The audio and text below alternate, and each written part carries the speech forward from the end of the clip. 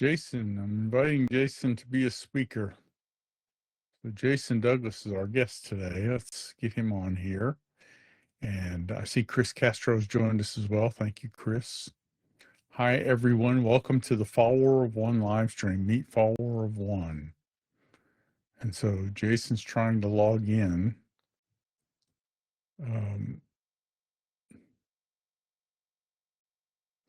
Jason, I've invited you as a speaker. So try it again.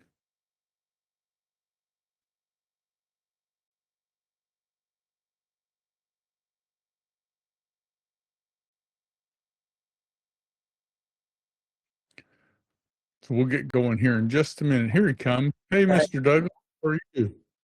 Hello, how are we doing? Good. You doing good? I'm pretty well. Thank you. So glad you could join me today. Glad to be here, Mike. So thanks for agreeing to do this. We've the whole idea of Meet Follower of One is to just meet members of our community. So would you please introduce yourself? Tell everyone a little bit about you. Well, my name is Jason Douglas. I'm a grateful and passionate follower of Jesus Christ. I'm a semi-veteran in the mission trips. I've been on a handful of them. And I live in Owasso, Oklahoma, which is just north of Tulsa in the Tulsa metro area.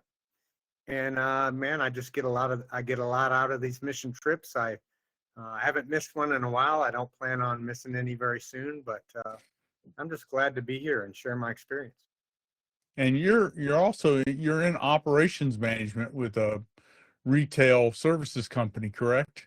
I am. I run a large division of a pretty large vending, catering, coffee company. So my days are very full and hectic, but rewarding too. So. Yeah. So, and for people who are just meeting Jason and I know each other locally. So I live in Owasso, Oklahoma as well. And Jason and I met through a community, a men's Thursday morning meeting called The Anchor, and a ministry called the Influencers that put that ministry on. So it's really great to see you on here, Jason. So tell people a little bit about how you came to trust Jesus. Well, I had a kind of a rough go when I was younger in my childhood. I had a lot of issues, with just the people that were bringing me up, and without getting into any detail, that just kind of left me in a pretty bad spot in my adult years. I spent most of my years not connected with God, and ended up where you end up when that happens. And I'm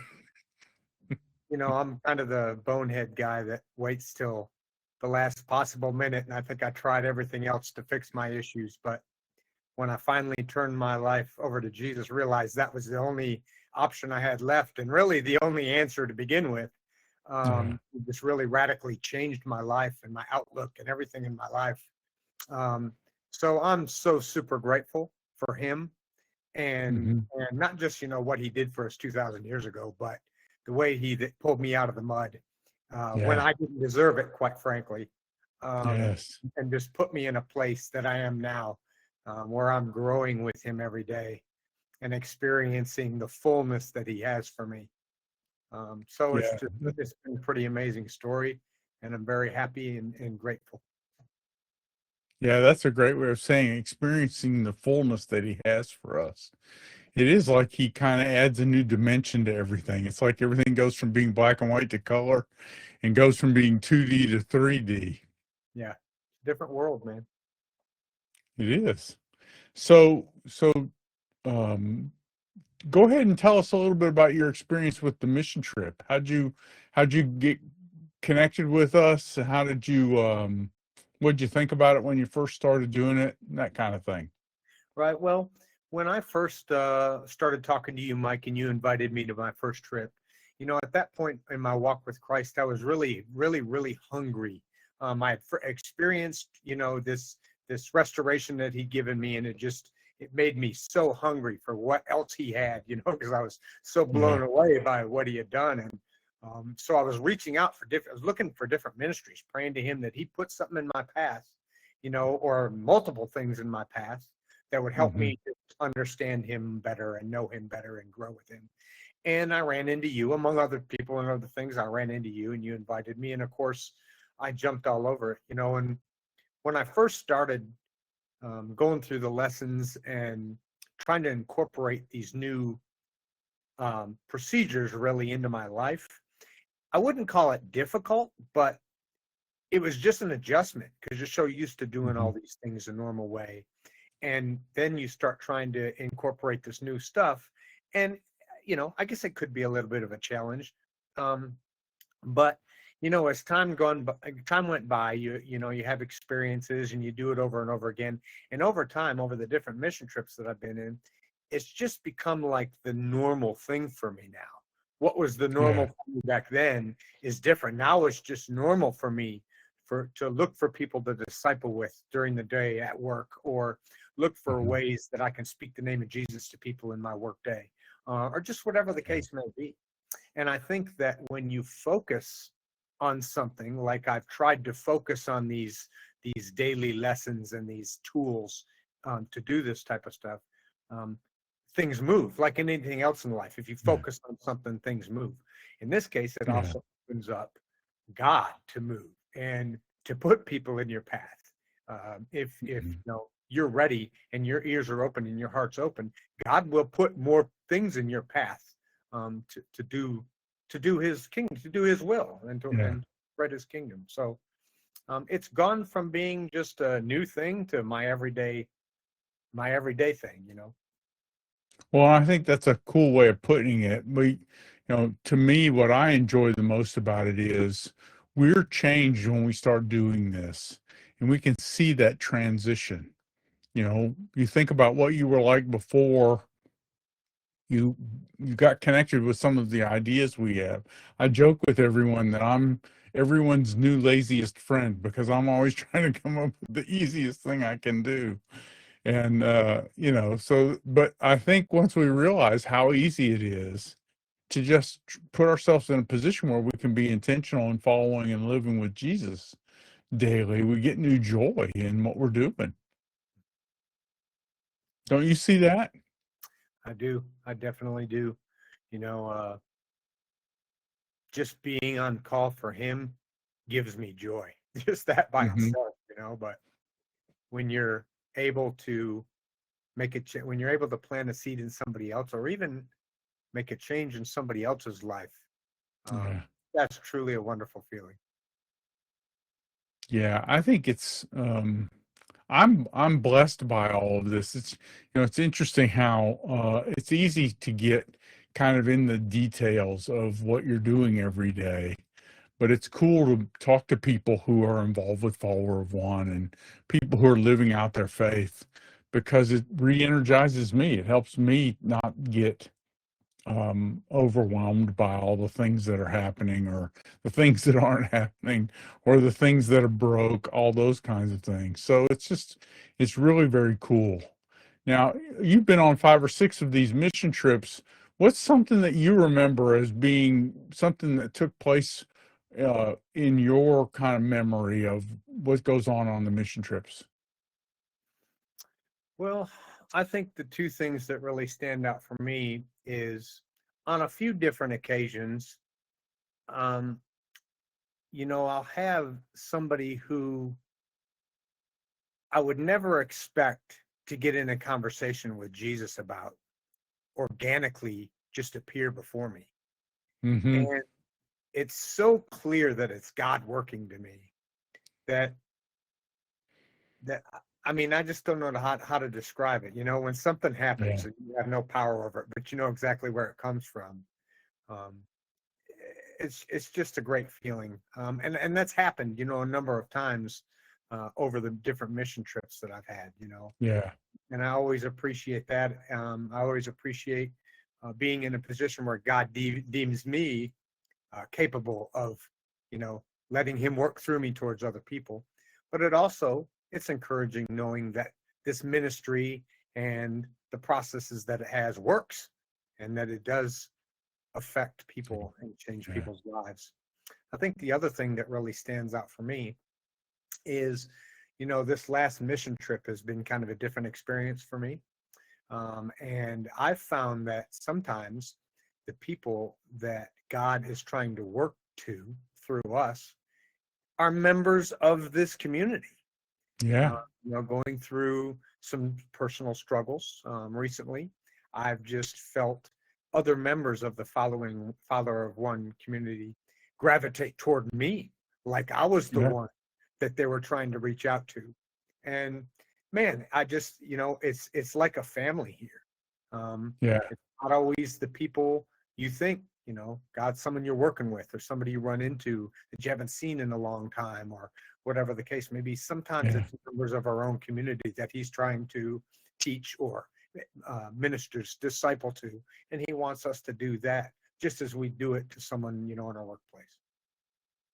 No, I think that's a great point.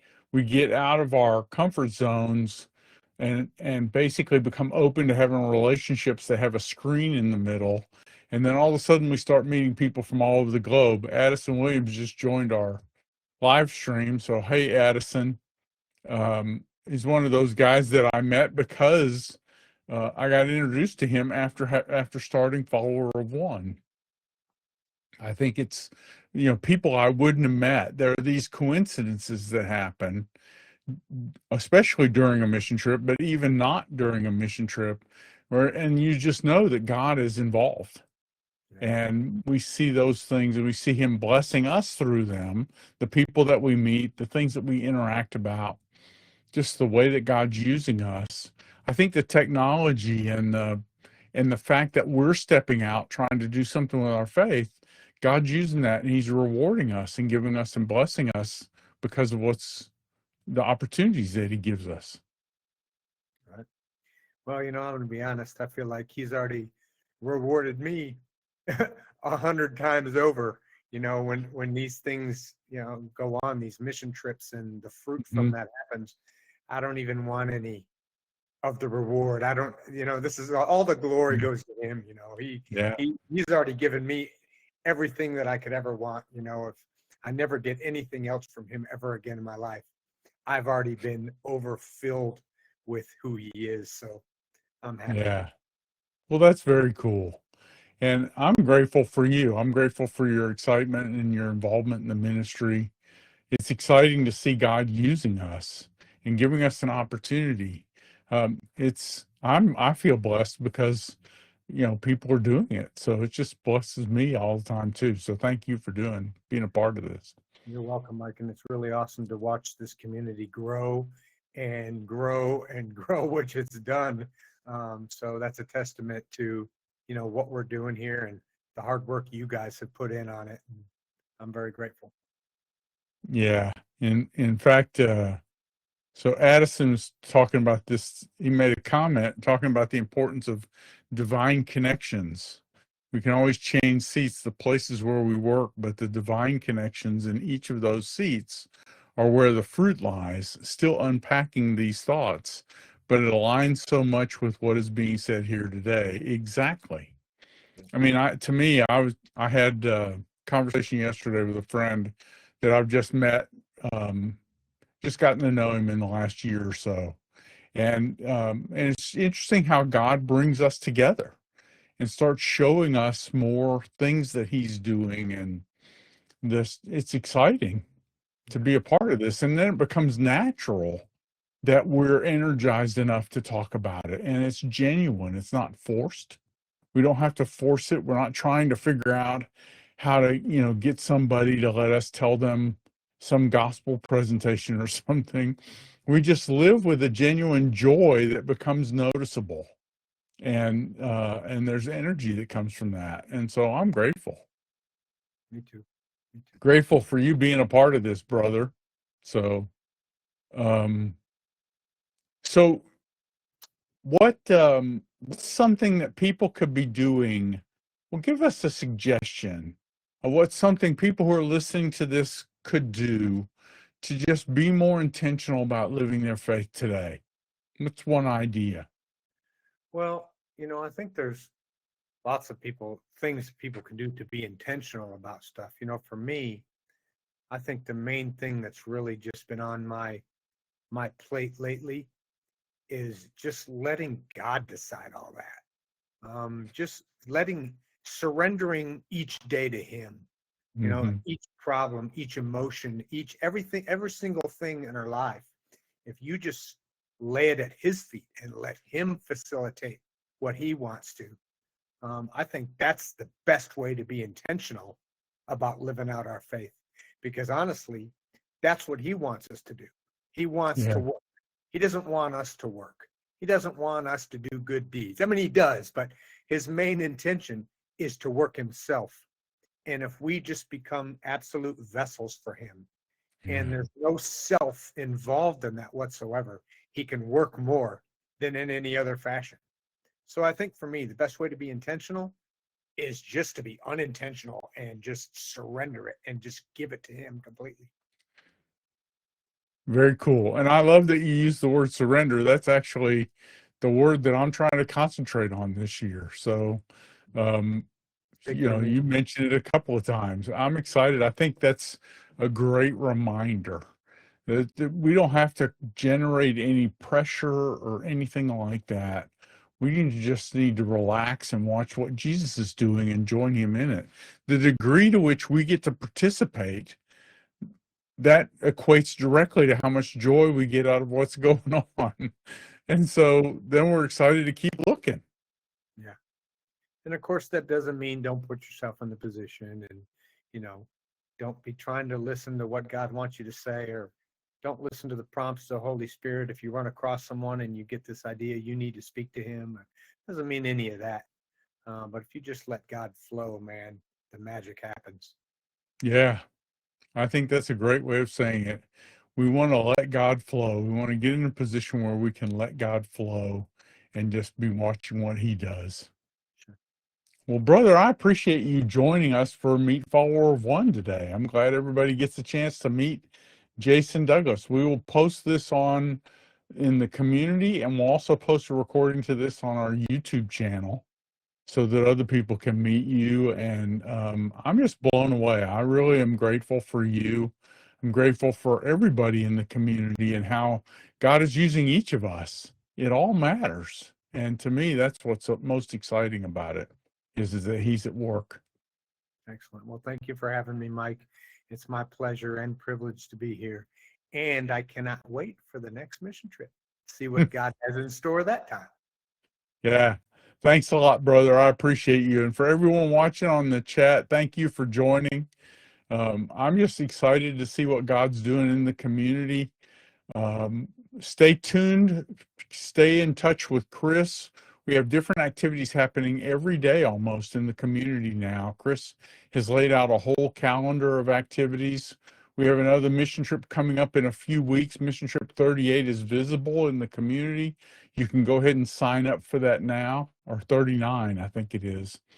Whatever mission trip you can see in the community, that's the one you need to join. And so thank you, everyone. Thanks, Jason, for being our guest again today. I'm grateful for you, brother. Thank you, Mike. God bless you. All right, and see you, everyone.